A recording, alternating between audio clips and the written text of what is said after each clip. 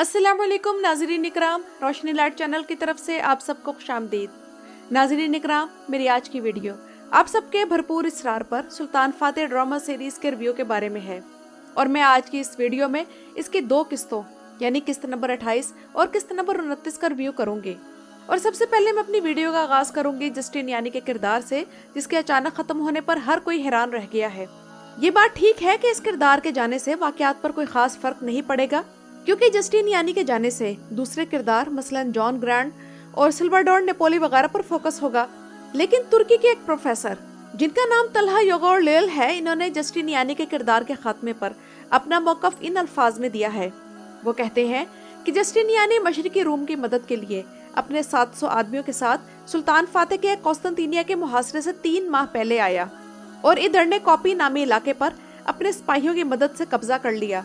28 मई को झड़पों में शदीद जख्मी होने के बाद उसके आदमी उसे कश्ती में डालकर ले गए और इसके जख्मी होने की वजह यह थी कि जस्टिन यानी को एक उस्मानी तोप का गोला लगा था ठीक उस वक्त जब वो कौस्तांतिनिया की दीवारों का दिफा कर रहा था। और यूं वो कौस्तांतिनिया फतह होने के बाद फरार होने में कामयाब हो गया, लेकिन वो जख्मों की तकलीफ बर्दाश्त ना कर सका और मर गया। और ये यकीन किया जाता है कि इसे चर्च ऑफ सैंट डोमिनिको में खुफिया तौर पर दफन कर दिया गया।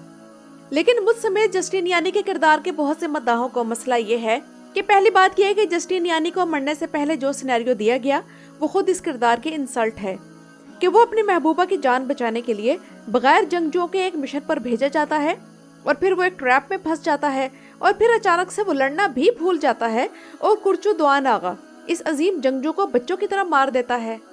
और दूसरी बात यह है कि मरने से पहले जस्टिन यानी के हाथों मासूम लोगों को मरवाना इस तरफ इशारा है कि राइटर्स नहीं चाहते कि मद्दाह इसकी मौत और ड्रामे से जाने का दुख करे।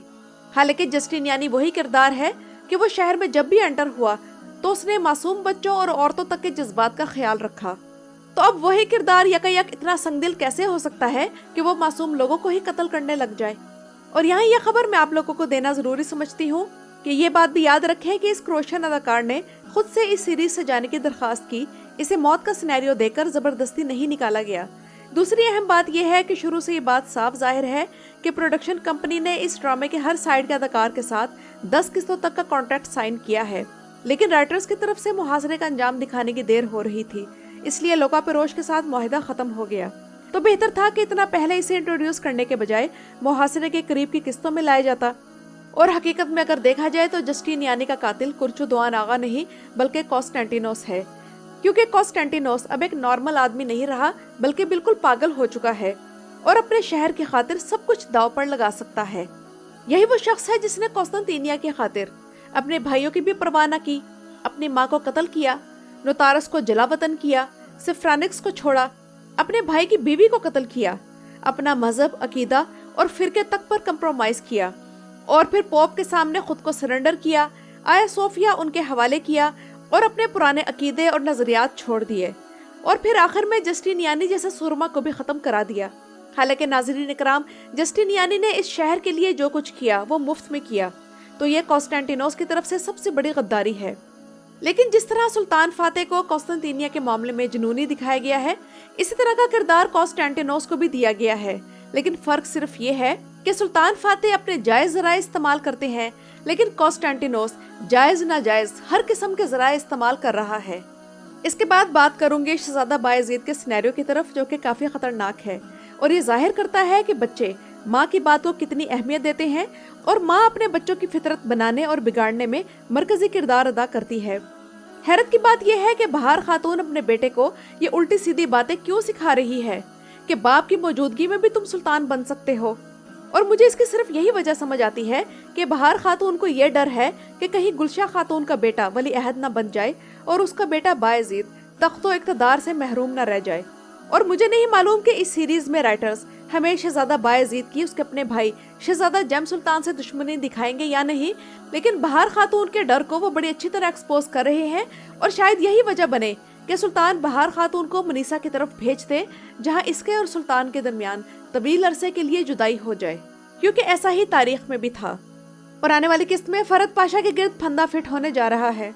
लेकिन मैं इस बात पर हैरान हूँ कि अभी तो वो सुल्तान फातेह के चुंगल से अपनी गर्दन बचाकर आया है और आते साथ ही उसने खेमे में फिर से साजिशें शुरू कर दी।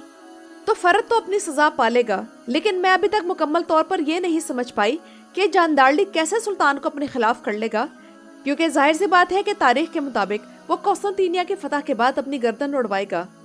क्या कलंदर को बचाना और यनिचेरी को फिर से कुर्चो दोआन के खिलाफ उभारना इसकी मौत का सबब बनेगा? तो ड्रामे में इस हवाले से काफी सस्पेंस है। उधर कुर्चो दोआन आगा एक शानदार किरदार है और एक शानदार अदाकार इसे परफॉर्म कर रहा है, और मुझे अब तक ये सोचकर हैरानी होती है कि महमद बोजदैक ने कुरुल्शिस्मान के सीजन 1 में इस अदाकार की सलाहियतों से कोई अच्छा काम क्यों नहीं लिया। और अब तक तारीखी ड्रामा सीरीज में तुर्कुत के बाद कुर्चो दोआन ऐसा जंगजू है जिसने मद्दाहों को अपना फैन बना लिया है, जबकि सल्वाडोर जो कि कुरुल्शिस्मान में एक एक्स्ट्रा किरदार था और सीजन 6 की सिर्फ 2 किस्तों तक रहा, वो महमद फातेलहर में एक अजीम, खूनी और मुतकब्बिर जंगजू कमांडर है, और आने वाली किस्तों में हम इसका किरदार देखेंगे। और नाज़रीन इकराम, किस्त नंबर 29 में बड़े अरसे बाद एक जबरदस्त सीन देखने को मिला, और वो सीन कुर्चो दोआन के खिलाफ यनिचेरी की शिकायतों का था।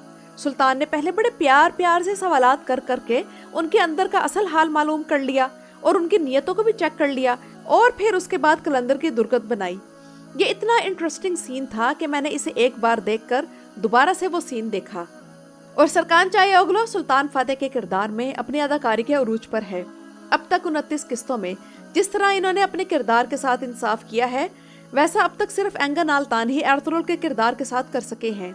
सरकान चायोगलो से पहले तुर्की के 2 मशहूर अदाकार यानी कि कनान अमीरजालीओगलो और महमद आकिफ सुल्तान फाते का किरदार अदा कर चुके हैं, लेकिन इन दोनों के ड्रामे कामयाब ना हुए और उनकी सीरीज रुक गई। लेकिन सरकान चायोगलो ने उस वक्त सुल्तान का रोल कबूल किया जब उनकी नाकामी के इम्कानात बाकी दोनों से कहीं ज्यादा थे, लेकिन इन्होंने सुल्तान फाते का रोल बड़े वंडरफुल तरीके से पेश किया और कामयाब रहे।